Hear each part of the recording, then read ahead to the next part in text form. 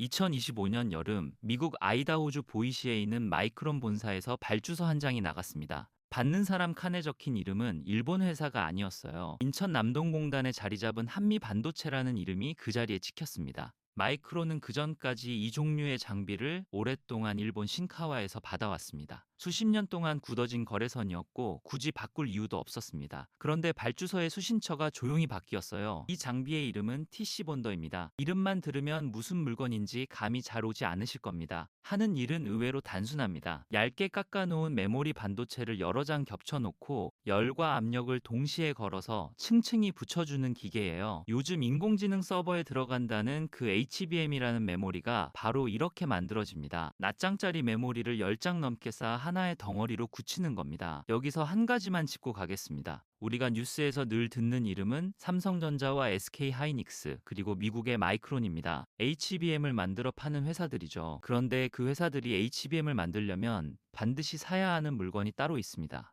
쌓아붙이는 기계입니다. 빵집이 아무리 늘어나도 오븐 없이는 빵이 구워지지 않아요. 돈은 빵이 아니라 오븐에서 나옵니다. 이 말이 조금 야박하게 들릴 수도 있겠습니다. 그런데 지난 몇 년 동안 반도체 시장에서 실제로 벌어진 일이 딱 그랬어요. HBM을 누가 더 잘 만드느냐를 두고 세 회사가 치고받는 동안 그 셋 모두에게 오븐을 파는 자리가 따로 열렸습니다. 그리고 그 자리에 인천의 중소기업이 앉아 있었습니다. 한미반도체는 원래 반도체 뒷공정 장비를 만들던 회사였습니다. 뒷공정이라는 말이 낯설다면 다 구워진 반도체를 자르고 붙이고 포장하는 마무리 작업이라고 생각하시면 됩니다. 반도체 업계에서 화려한 대접을 받는 쪽은 아니었어요. 앞공정 장비는 네덜란드와 미국과 일본 회사들이 나눠 가졌고 뒷공정은 상대적으로 관심 밖이었습니다. 그런데 인공지능이 터지면서 그 마무리 공정이 병목이 됐습니다. 메모리를 쌓는다는 건 생각보다 훨씬 까다로운 일이었어요. 종이보다 얇게 갈아놓은 칩을 12장 넘게 겹치면서 사이사이에 있는 수천 개의 접점을 하나도 어긋나지 않게 맞춰야 합니다. 온도를 조금만 잘못 걸어도 칩이 휘어버립니다. 압력을 조금만 세게 눌러도 아래층이 깨집니다. 이걸 공장에서 하루에 수천 번 반복하면서 분량을 거의 내지 않는 기계를 만드는 일은 도면만 있다고 되는 일이 아니었어요. 그래서 오늘은 이 기계를 둘러싸고 벌어진 일을 네 갈래로 나눠서 보겠습니다. 인천의 회사가 어떻게 세계 점유율 1위 자리에 앉게 됐는지, 일본의 오랜 강자가 왜 밀려났는지, 국내에서 곧바로 시작된 두 번째 싸움은 무엇인지, 그리고 이 자리가 과연 얼마나 오래갈 자리인지까지요. 먼저 숫자부터 확인해 보겠습니다. 시장조사업체 테크인사이츠 집계를 보면 2025년 3분기까지 누적 기준으로 한미반도체의 TC본더 시장 점유율은 71.2%로 나왔습니다. 같은 기간 매출로 환산하면 2억 4,770만 달러, 우리 돈으로 약 3,660억 원 규모였습니다. 10대 중 7대가 인천에서 나갔다는 뜻입니다. 세계 시장을 놓고 이 정도 숫자가 찍히는 국내 장비 회사는 흔치 않았습니다. 2위는 홍콩과 싱가포르에 기반을 둔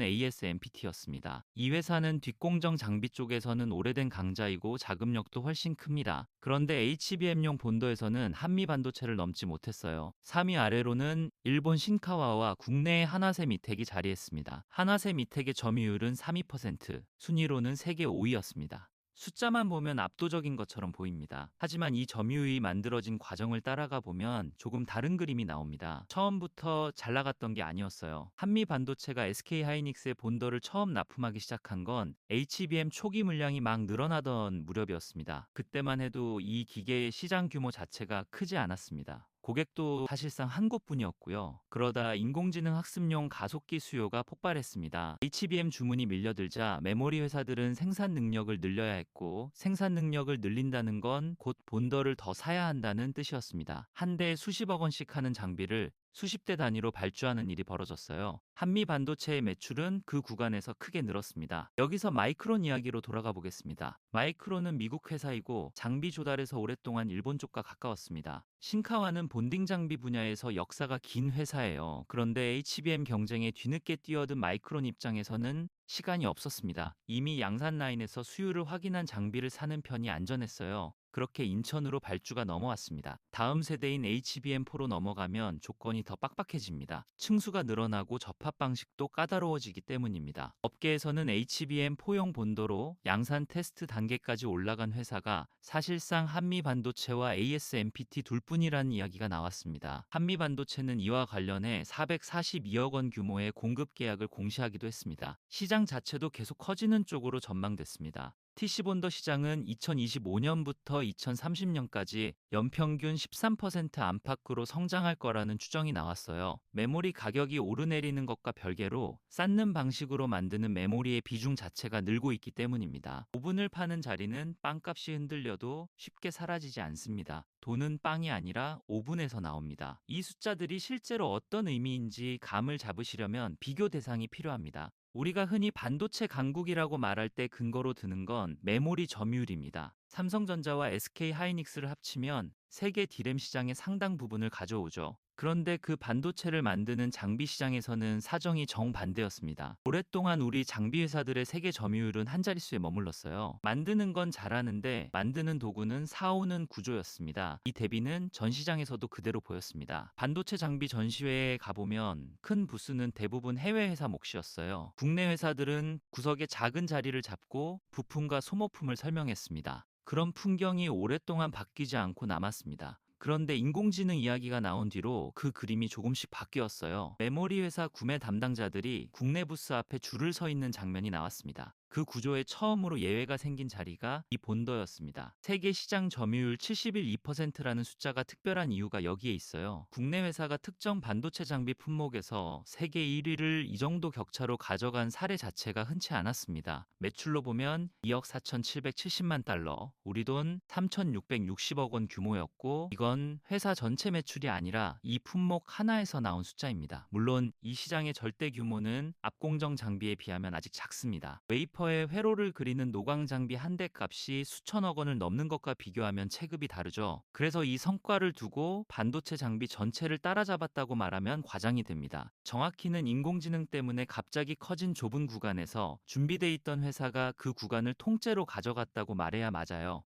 그런데 왜 하필 이 기계가 병목이 됐는지는 조금 더 들여다볼 만합니다. HBM은 메모리 칩을 위로 쌓아 올린 물건입니다. 초기에는 8장을 쌓았고 그 다음 세대에서 12장으로 늘었어요. 지금은 16장을 쌓는 규격까지 이야기가 나옵니다. 층이 하나 늘어날 때마다 붙여야 하는 접점이 늘고 전체 높이는 규격 안에 그대로 맞춰야 합니다. 그래서 칩을 더 얇게 갈아야 했습니다. 얇아진 칩은 종이장처럼 휩니다. 그 상태에서 아래층과 위층의 접점을 맞추고 열을 걸어 붙이고 식히는 동안 뒤틀리지 않게 잡아줘야 해요. 이 과정을 한번 실패하면 그 안에 들어간 12장이 통째로 버려집니다. 낱장 하나가 아니라 덩어리 전체가 날아가는 겁니다. 완성품 값이 비싼 물건일수록 분량 한 건의 손해가 커집니다. 그래서 메모리 회사들은 장비를 고를 때 성능표보다 실적을 봤습니다. 카탈로그에 적힌 최고 사양이 아니라 다른 회사 라인에서 몇 달 동안 몇 %의 수율을 냈는지를 물어봤어요. 이 질문 앞에서는 회사 규모가 큰 의미가 없습니다. 그 라인에 들어가 본 장비만 대답할 수 있는 질문이기 때문입니다. 한미 반도체가 붙들고 있던 게 정확히 이 대답이었습니다. 이 회사가 처음부터 이 자리를 노렸던 건 아니라고 전해집니다. 원래 주력은 반도체를 자르고 검사에 포장하는 장비였어요. 그러다 메모리를 쌓아붙이는 수요가 조금씩 생기던 시기에 이 분야에 자원을 넣기 시작했습니다. 당시로서는 시장이 작았고 회사 안에서도 확신이 강하지는 않았다고 알려져 있습니다. 결과적으로는 그 몇 년의 시차가 격차로 굳었습니다. 장비 한 대의 가격도 이 이야기에서 빼놓기 어렵습니다. 업계에서는 이 종류의 본더 한 대 값이 수십억 원대에 형성돼 있다고 이야기합니다. 라인 하나를 새로 깔면 수십 대가 들어가니 한 번의 증설 결정이 곧바로 수천억 원대 발주로 이어집니다. 발주가 몰리는 해와 비는 해의 차이가 그만큼 극단적으로 벌어지는 구조예요. 수주 소식이 실제 매출로 잡히기까지 시간이 걸린다는 점도 알아두시면 좋습니다. 계약을 따내도 장비를 만들어 고객사 라인에 설치하고 검수를 통과해야 돈이 들어옵니다. 그래서 이런 회사의 주가는 실적보다 수주 공시에 먼저 반응하는 일이 많았어요. 언론이 매 분기 실적을 두고 엇갈린 해석을 내놓는 이유도 여기에 있습니다. 다시 점유율 이야기로 돌아가 보겠습니다. 10대 중 7대라는 숫자는 단순히 많이 팔았다는 뜻만은 아닙니다. 이 시장에서 고객은 셋뿐입니다. 그 셋 가운데 둘 이상이 같은 회사 장비를 주력으로 쓰고 있다는 뜻이에요. 특히 마이크론이 오래 쓰던 일본 장비에서 방향을 튼 건 상징적인 장면이었습니다. 거래선을 바꾼다는 건 그 회사 엔지니어들이 새 장비에 맞춰 공정을 다시 잡아야 한다는 뜻이니까요. 그 비용을 감수하고도 넘어왔다는 건 그만큼 급했거나 그만큼 차이가 컸다는 이야기입니다. 인공지능 서버 한 대에 들어가는 메모리 양이 예전과 비교가 안 되게 늘어난 것도 배경에 있습니다. 가속기 하나에 HBM이 여러 덩어리씩 붙고 서버 한 대에는 그 가속기가 다시 여러 개 들어갑니다. 데이터 센터 하나가 지어질 때마다 쌓아 붙여야 할 층수가 산처럼 늘어난 겁니다.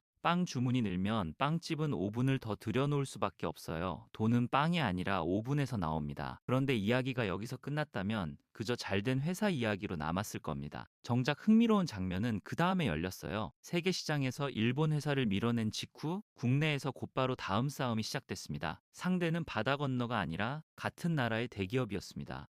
하나그룹은 세미텍이라는 이름으로 본더 사업에 뛰어들었습니다. 원래 한화 정밀기계 안에 있던 반도체 장비 부문을 떼어내 독립회사로 세운 겁니다. 회사가 노린 자리는 처음부터 분명했어요. SK 하이닉스에 들어가는 본더 물량이었습니다. 국내 최대 고객이 한 회사의 장비만 쓰고 있는 구조를 자금과 조직을 갖춘 대기업이 그냥 두고 볼 리 없었습니다. SK 하이닉스 입장에서도 셈이 있었습니다. 장비 공급처가 하나뿐이면 협상력이 약해집니다. 그 회사 공장에 사고가 나거나 납기가 밀리면 라인 증설 일정 전체가 흔들립니다. 반도체 회사들이 핵심 부품과 장비를 늘 두 군데 이상에서 받으려 하는 이유가 여기에 있어요. 공급망을 안정시키겠다는 명분은 누가 봐도 반박하기 어려웠습니다. 그렇게 SK 하이닉스는 두 회사에 동시에 발주를 냈습니다. 한미 반도체 쪽에서 보면 이건 유쾌한 소식이 아니었어요. 10년 넘게 붙들고 키운 고객사 라인에 국내 대기업이 연문으로 들어온 셈이었으니까요. 그것도 새로 들어온 장비가 자기 장비와 상당히 닮아 보였습니다. 갈등은 오래 걸리지 않고 법정으로 갔습니다. 두 회사는 서로를 상대로 특허 침해 소송을 냈습니다. 한미반도체는 자사본더의 핵심 기술이 그대로 옮겨갔다고 주장했고 하나세미텍은 오히려 자기 쪽 특허가 침해당했다고 맞받았어요. 인력 이동 문제까지 얹히면서 분위기가 험해졌습니다. 장비업계의 특허 다툼은 원래 조용히 진행되는 편인데 이 건은 시작부터 공개적이었습니다. 서로 보도자료를 내고 상대의 주장을 반박하는 장면이 몇 차례 반복됐어요. 양쪽이 내놓는 말도 팽팽하게 갈렸습니다. 한쪽은 오래 붙들고 키운 기술이 손쉽게 옮겨갔다고 했고 다른 쪽은 자기들도 독자적으로 개발해온 영역이라고 했어요. 밖에서 보는 사람 입장에서는 어느 말이 맞는지 판단하기 어려운 다툼입니다. 법원의 판단이 나오기 전까지는 어느 쪽 주장도 사실로 확정된 것이 아니라는 점은 분명히 해두겠습니다. 다만 이런 분쟁이 왜 이 시점에 터졌는지는 짚어볼 만합니다. 장비 산업에서 새 회사가 들어올 수 있는 문은 항상 열려 있지 않아요. 고객사가 공급처를 늘리기로 마음먹은 그 시기에만 잠깐 열립니다. 그 문이 열린 순간에 준비된 인력과 도면을 갖고 들어가야 하는데 그 준비를 어디서 어떻게 했느냐가 늘 시비의 대상이 됩니다. 반도체 장비뿐 아니라 디스플레이와 배터리 장비 쪽에서도 비슷한 장면이 반복돼 왔어요. 이 싸움을 단순히 회사끼리의 감정 문제로 보면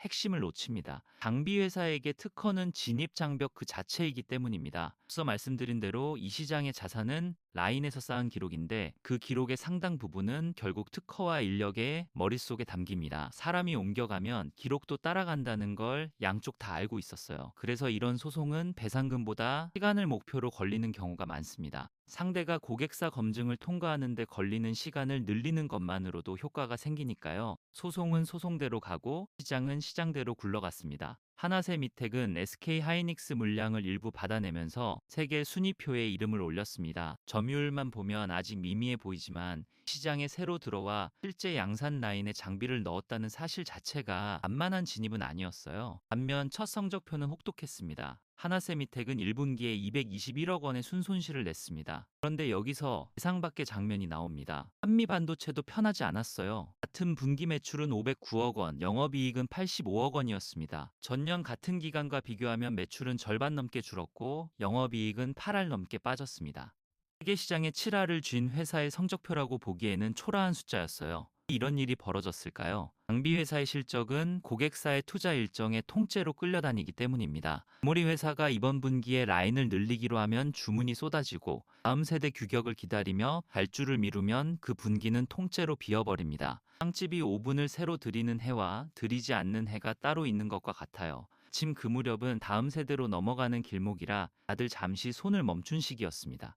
점유율과 실적이 이렇게 따로 논다는 사실은 시장의 성격을 잘 보여줍니다. 오븐 시장에서 1등이라는 건 빵집이 오븐을 살 때 우리에게 온다는 뜻이지 빵집이 매달 오븐을 산다는 뜻이 아니에요. 그리고 지금 이 산업에서는 그 구매 시점을 고객이 완전히 쥐고 있습니다. 돈은 빵이 아니라 오븐에서 나옵니다. 다만 그 돈이 언제 들어올지는 오븐 회사가 정하지 못합니다. 여기서 조금 다른 쪽에서도 이 상황을 볼 필요가 있습니다. 지금까지의 이야기만 들으면 인천의 회사가 일본을 제치고 세계를 잡았다는 그림으로 남기 쉬운데 실제 구조는 그렇게 단순하지 않았어요. 오히려 뜯어볼수록 불안한 대목이 여럿 보입니다. 시장은 고객이 극도로 적습니다. HBM을 만드는 회사는 사실상 셋뿐이에요. 그 셋이 라인을 언제 얼마나 늘릴지에 따라 장비 회사의 한 해가 통째로 결정됩니다. 고객이 적다는 건 뒤집어 말하면 고객의 힘이 그만큼 세다는 뜻입니다. 값을 깎자고 하면 깎아야 하고 공급처를 늘리겠다고 하면 받아들여야 해요. 오븐을 파는 자리가 좋은 자리인 건 맞지만 빵집 주인이 셋뿐인 동네라는 조건이 늘 따라붙습니다. 그리고 ASMPT라는 상대가 여전히 건재합니다.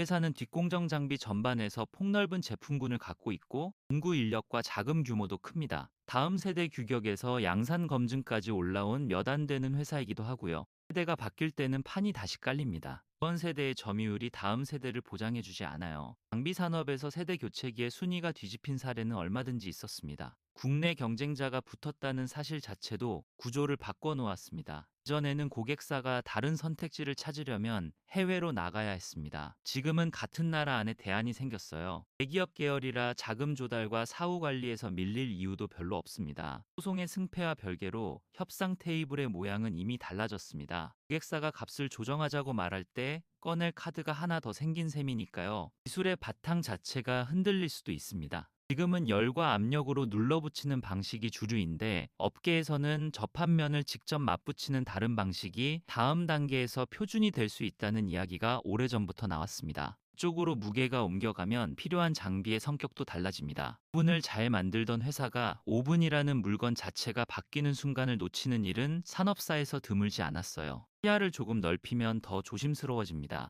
반도체 장비 전체를 놓고 보면 우리 몫은 여전히 작은 편입니다. 웨이퍼에 회로를 새기는 앞공정 장비는 네덜란드와 미국, 일본 회사들이 사실상 나눠 갖고 있어요. 우리가 강한 구간은 뒷공정 가운데서도 일부 공정입니다. 이번 이야기의 주인공도 정확히 말하면 그 좁은 구간의 강자였습니다. 장비 국산화율이라는 표현을 쓸 때 이 구분을 빼놓으면 그림이 실제보다 후하게 보입니다. 부품 쪽도 마찬가지입니다. 문더를 조립하는 데 들어가는 정밀 구동 부품이나 광학 계층 모듈에는 수입품이 적지 않게 들어갑니다. 완성 장비를 우리가 만든다고 해서 그 안이 전부 국산이란 뜻은 아니에요. 이런 구조에서는 환율이 흔들리거나 특정 국가가 수출 절차를 까다롭게 바꾸면 원가가 바로 영향을 받습니다. 소송이라는 변수도 양쪽 모두에게 부담입니다. 이겨도 시간이 들고 지면 사업 계획을 다시 짜야 합니다. 고객사 입장에서는 소송 중인 두 회사 사이에서 장비를 사야 하는 상황이 반갑지 않아요. 실제로 이런 분쟁이 길어질 때 고객이 제3의 공급처를 찾는 계기가 되는 경우도 있었습니다. 국내 두 회사가 서로를 붙들고 있는 사이에 바깥의 상대가 조용히 검증을 끝내는 그림도 얼마든지 가능합니다. 그래서 지금의 점유율을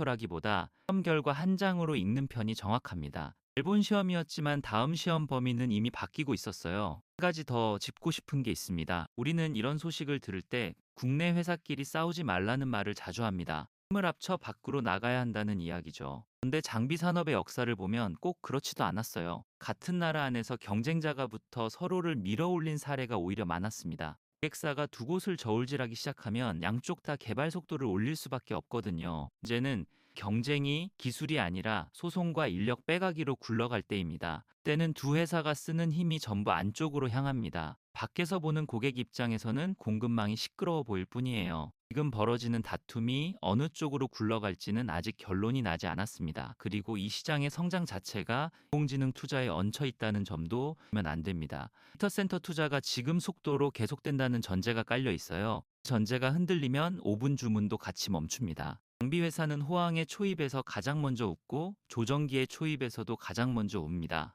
실적이 고객사보다 앞서 움직이기 때문이에요. 그럼에도 남는 사실이 하나 있습니다. 인공지능 반도체를 둘러싼 경쟁에서 우리가 늘 세던 숫자는 메모리 점유율이었어요. 누가 HBM을 몇 퍼센트 가져갔는지, 누가 엔비디아에 먼저 들어갔는지를 봤습니다. 그런데 정작 그 경쟁에 참여한 모든 회사가 같은 곳에 줄을 서야 했습니다. 그 줄의 맨 앞에 인천의 회사가 서 있었어요. 는 빵이 아니라 오븐에서 나옵니다. 이게 왜 중요할까요? 완제품 경쟁은 승자가 자주 바뀝니다. 이번 세대는 SK 하이닉스가 앞섰지만 다음 세대는 어떻게 될지 아무도 장담하지 못해요. 그런데 어느 쪽이 이기든 오븐은 팔립니다. 승부의 결과와 무관하게 매출이 생기는 자리가 산업 안에는 늘 몇 군데씩 숨어 있습니다. 우리가 뉴스를 볼 때 잘 새지 않는 자리이기도 하고요. 그러면 이런 자리는 어떻게 만들어질까요? 면을 잘 그려서 되는 일은 아니었습니다. 이미 반도체가 붙들고 있던 건 10년 넘게 고객사 라인 옆에서 불량을 잡으며 쌓은 기록이었어요. 어떤 온도에서 칩이 휘었고 어떤 압력에서 아래층이 깨졌는지를 아는 회사와 모르는 회사의 차이입니다. 이런 기록은 특허 문서에 다 적히지도 않고 돈으로 한 번에 살 수도 없습니다. 기업이 뛰어들고도 태에 큰 손실을 본 이유가 여기에 있었어요. 그렇다면 이 자리는 안전할까요? 저는 그렇게 보지 않습니다. 고객이 셋뿐인 시장에서 점유율 7할은 영광인 동시에 위험이에요. 고객이 발주를 미루면 분기 매출이 반으로 줄어드는 구조를 우리는 방금 숫자로 확인했습니다. 게다가 같은 나라 안에 대안이 생겼고 해외에는 자금과 제품군에서 앞선 상대가 버티고 있습니다. 붙이는 방식 자체가 바뀌는 시나리오까지 생각하면 지금의 서열은 잠정적인 순위표에 가깝습니다. 그래서 이 이야기는 자랑으로 닫기에 좀 아깝습니다. 오히려 질문 쪽이 더 쓸모 있어요. 산업 안에는 이런 식으로 승부와 무관하게 팔리는 자리가 또 어디에 있을까요? 배터리 경쟁이 붙었을 때 그 옆에서 조용히 장비를 팔던 회사들은 지금 어떻게 됐나요? 선수주가 몰릴 때 정작 마진이 좋았던 쪽은 어디였을까요? 신카와의 자리를 우리가 가져왔다는 문장도 조금 조심해서 읽을 필요가 있습니다. 신카와는 사라지지 않았습니다. 여전히 본딩 장비를 만들고 있고 다른 용도의 시장에서는 자기 자리를 지키고 있어요. 우리가 가져온 건 정확히 말하면 세대 HBM용 본더라는 좁은 구간이었습니다. 구간이 마침 인공지능 덕분에 크게 부풀었을 뿐이에요. 구간이 좁다는 걸 아는 쪽과 세계를 다 가진 줄로 아는 쪽의 다음 10년은 다를 겁니다. 정리하면 이렇습니다. 마이크론의 발주서가 일본에서 한국으로 넘어온 사건은 우연이 아니었어요. 야산 라인에서 검증된 장비를 쥐고 있는 쪽으로 주문이 흘렀을 뿐입니다. 그 흐름을 만든 건 화려한 기술 발표가 아니라 고객 공장에서 10년 동안 분량과 씨름한 시간이었습니다. 그리고 그 자리는 지금도 매 세대마다 다시 심사를 받고 있어요. 그건 빵이 아니라 오븐에서 나옵니다. 다만 오븐을 만드는 회사도 빵이 무엇으로 바뀌는지를 계속 봐야 합니다. 여러분은 어떻게 보시나요? 이런 장비 회사의 점유율을 왜 메모리 점유율만큼 자주 세지 않았을까요? 그리고 지금 우리 산업 안에서 투자가 누가 되든 어차피 팔리는 자리는 또 어디에 남아 있을까요?